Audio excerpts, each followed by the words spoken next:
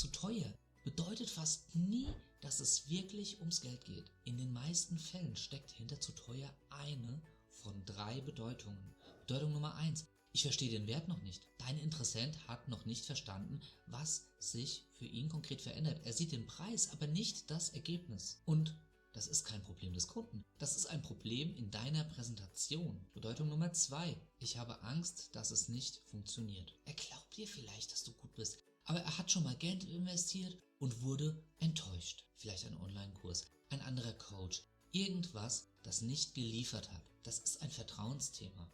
Bedeutung Nummer 3. Ich brauche eine Erlaubnis in mich selbst zu investieren. Das ist gerade bei Coaches und Selbstständigen extrem verbreitet. Sie helfen den ganzen Tag anderen, aber wenn es um sie selbst geht, fühlen sie sich schuldig, Geld auszugeben. Das ist ein Mindset-Thema. Und je nachdem, welche Bedeutung dahinter steckt, brauchst du eine andere Reaktion.